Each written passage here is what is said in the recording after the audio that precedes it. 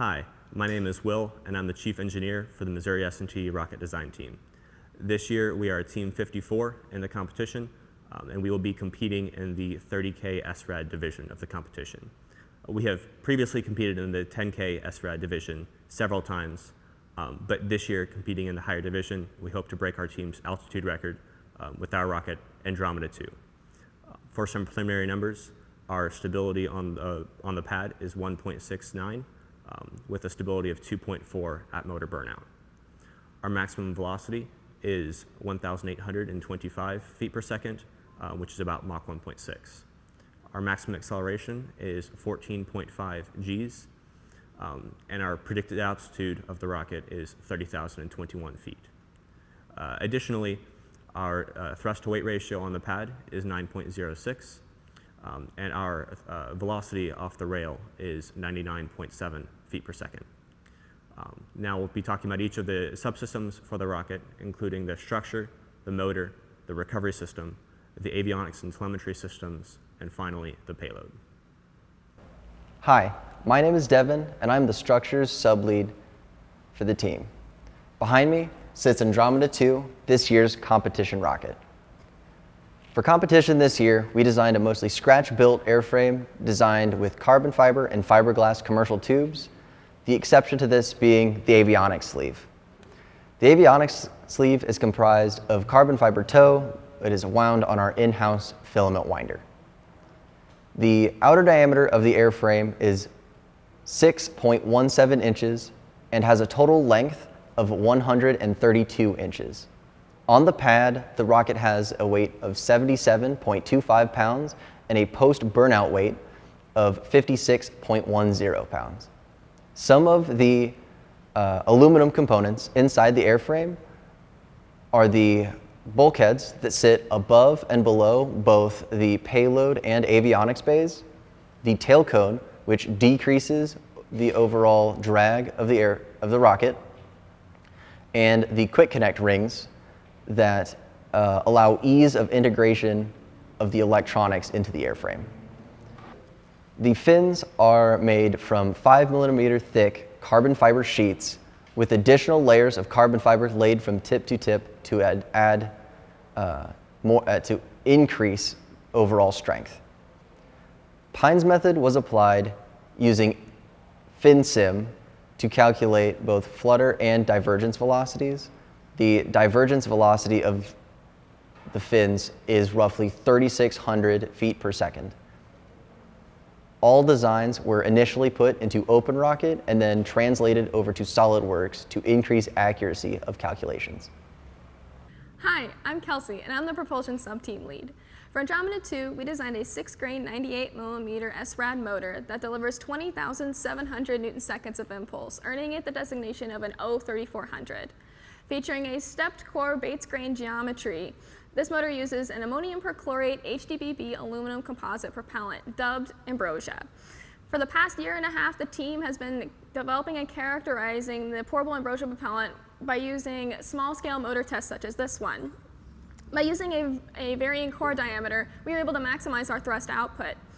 And with a burn rate suppressant, the motor delivers a 6-second burn time, which results in 220 seconds of delivered specific impulse.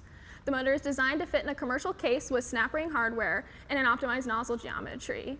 The whole propulsion subsystem weighs in at just over 36 pounds with 21 pounds of propellant. Hi, I'm Sydney, and I'm the Aerodynamics and Recovery Sub-Team Lead. The recovery for our rocket utilizes a dual deployment system where the drogue deploys at apogee and the main deploys at 1,500 feet. Both of the parachutes are parabolic parachutes with a drag coefficient of 0.97. The diameter of the main parachute is 17.31 feet, and the diameter of the drogue parachute is 2.72 feet.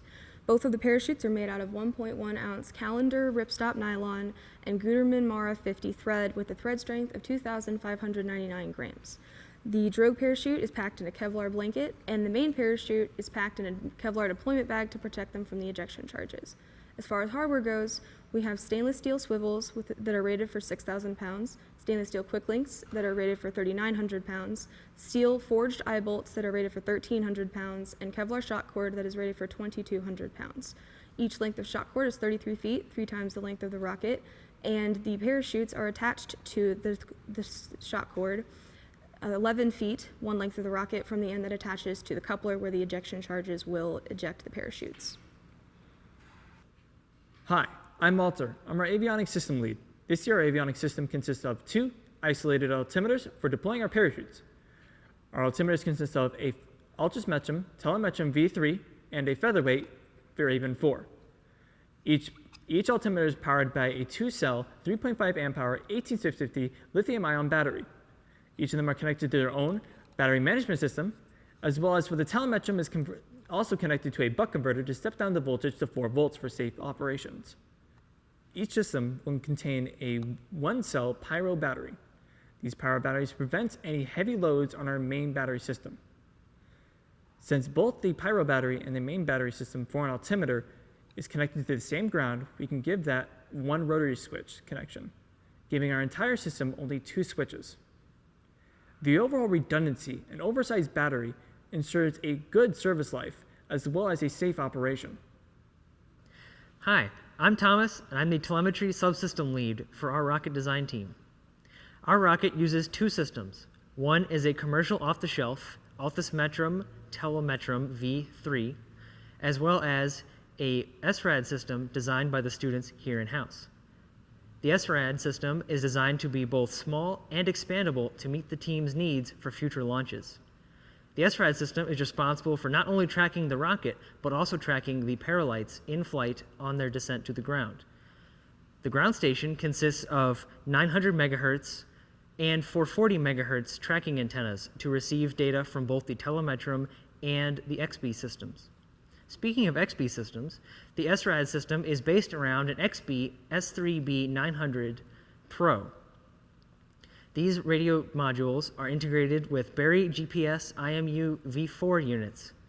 From these units, we collect data from the accelerometer and onboard GPS modules.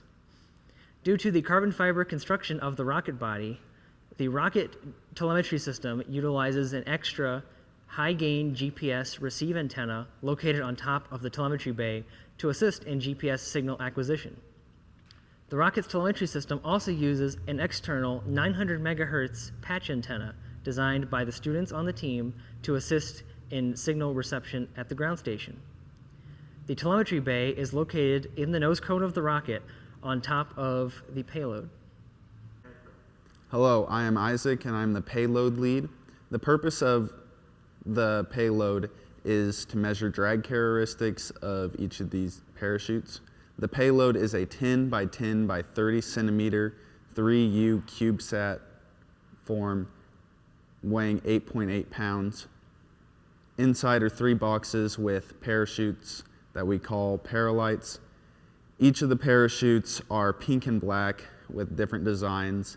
The first design is a pull-down apex with an estimated drag coefficient of 2.2, cruciform with an estimated drag coefficient of 0.7, and parabolic with an estimated drag coefficient of 0.97.